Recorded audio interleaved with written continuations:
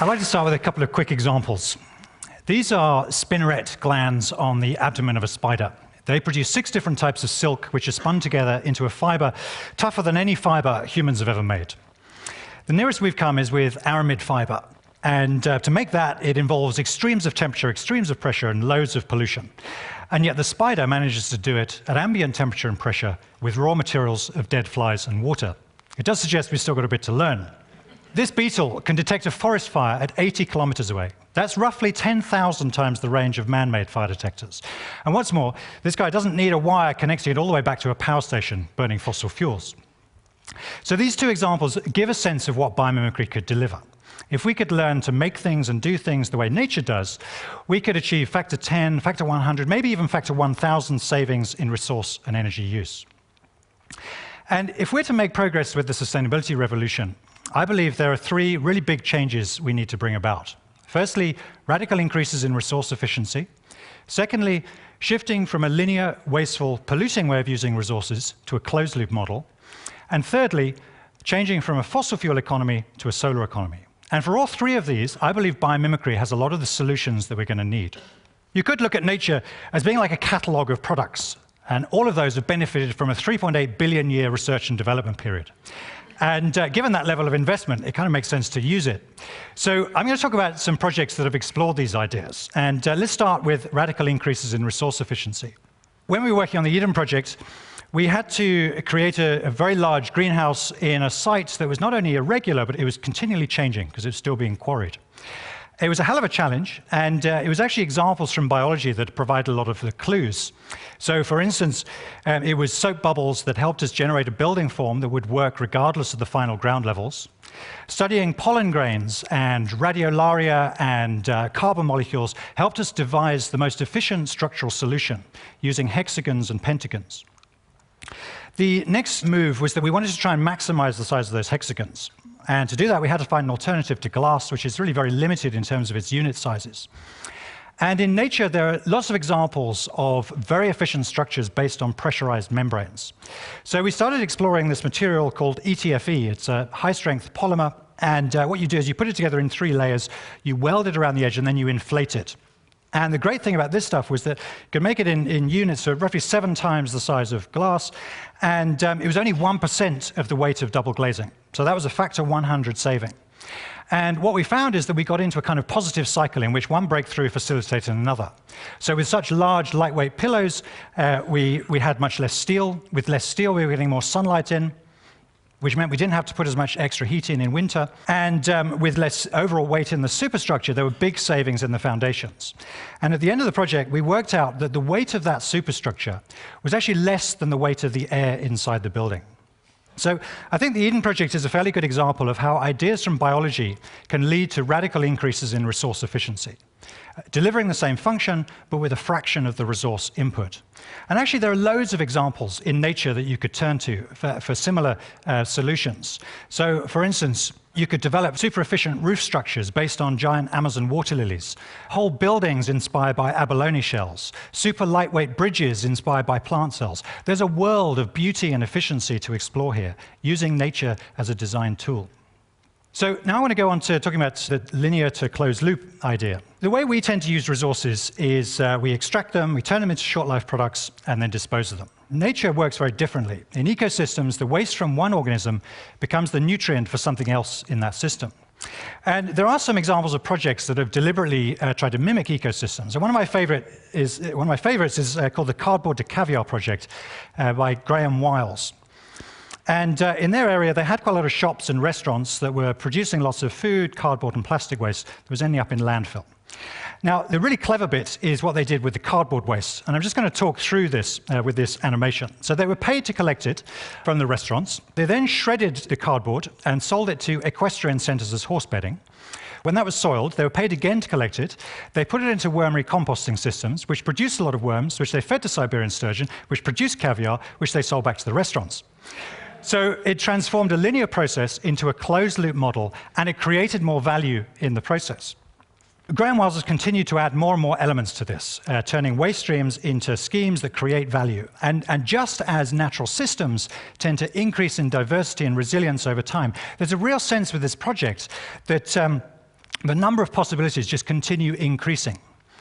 And I know it's a quirky example, but I think the implications of this are quite radical, because it suggests that we could actually transform a big problem, waste, into a massive opportunity. And particularly in cities, we could look at the whole metabolism of cities and look at those as opportunities. And that's what we're doing on the next project I'm going to talk about, the Mobius project, where we're trying to bring together a number of activities all within one building so that the waste from one can become the nutrient for another. And the kind of elements I'm talking about are, firstly, we have a restaurant inside a productive greenhouse, a bit like this one in Amsterdam called De Cas. Then we would have an anaerobic digester which could deal with all the biodegradable waste from the local area, turning that into heat for the greenhouse and electricity to feed back into the grid. We'd have a water treatment system, treating wastewater, turning that into fresh water and generating energy from the solids, using just plants and microorganisms. We'd have a fish farm fed with vegetable waste from the kitchen and worms from the compost and supplying fish back to the restaurant. And we'd also have a coffee shop, and the waste grains from that could be used as a substrate for growing mushrooms. So you can see that we're bringing together cycles of food, energy, and water and waste all within one building. And just for fun, we've proposed this for a roundabout in central London, which is at the moment is a complete eyesore. Some of you may recognize this. And with just a little bit of replanning, we could transform a space dominated by traffic into one that provides open space for people, reconnects people with food, and transforms waste into closed-loop opportunities. So the final project I want to talk about is the Sahara Forest project, which we're working on at the moment. It may come as a surprise to some of you to hear that quite large areas of what are currently desert were actually forested a fairly short time ago. So, for instance, when Julius Caesar arrived in North Africa, huge areas of North Africa were covered in cedar and cypress forests. And during the evolution of life on the Earth, it was the colonization of the land by plants that helped create the benign climate we currently enjoy. The converse is also true. The more vegetation we lose, the more that's likely to exacerbate climate change and lead to further desertification. And this animation, this shows photosynthetic activity over the course of a number of years. And what you can see is that the boundaries of those deserts, they shift quite a lot. And that raises the question of whether we could intervene at those boundary conditions to halt or maybe even reverse desertification. And if you look at some of the organisms that have evolved to live in deserts, there are some amazing examples of adaptations to water scarcity. This is the Namibian fog-basking beetle, and has evolved a way of harvesting its own fresh water in a desert. The way it does this is it comes out at night, crawls to the top of a sand dune, and because it's got a matte black shell, it's able to radiate heat out to the night sky and become slightly cooler than its surroundings. So when the moist breeze blows in off the sea, you get these droplets of water forming on the beetle's shell. Just before sunrise, tips its shell up, water runs down to its mouth, has a good drink, goes off and hides the rest of the day. And the ingenuity, if you could call it that, goes even further. Because if you look closely at the beetle's shell, there are lots of little bumps on that shell. And those bumps are hydrophilic. They attract water. And between them, there's a waxy finish which repels water. And the effect of this is that as the droplets start to form on the bumps, they stay in tight spherical beads, which means they're much more mobile than they would be if it was just a film of water over the whole beetle's shell. So even when there's only a small amount of moisture in the air, it's still able to harvest that very effectively and channel it down to its mouth. So an amazing example of an adaptation to a very resource-constrained environment. And in that sense, very relevant to the kind of challenges we're going to be facing over the next few years, next few decades. We're working with the guy that invented the seawater greenhouse. This is a greenhouse designed for arid coastal regions. And the way it works is that you have this whole wall of evaporator grills, and you trickle seawater over that. So that wind blows through, it picks up a lot of moisture and is cooled in the process. So inside it's cool and humid, which means the plants need less water to grow. And then at the back of the greenhouse, it condenses a lot of that humidity as fresh water in a process that's effectively identical to the beetle. And what they found with the first seawater greenhouse that was built was it was producing slightly more fresh water than it needed for the plants inside. So they just started spreading this on the land around. And the combination of that and the elevated humidity had quite a dramatic effect on the local area. This photograph was taken on completion day, and just 1 year later, it looked like that. So it was like a green ink blot spreading out from the building, turning barren land back into biologically productive land. And in that sense, going beyond sustainable design to achieve restorative design. So we were keen to scale this up and apply biomimicry ideas to maximize the benefits. And when you think about nature, often you think about it as being all about competition. But actually, in mature ecosystems, you're just as likely to find examples of symbiotic relationships.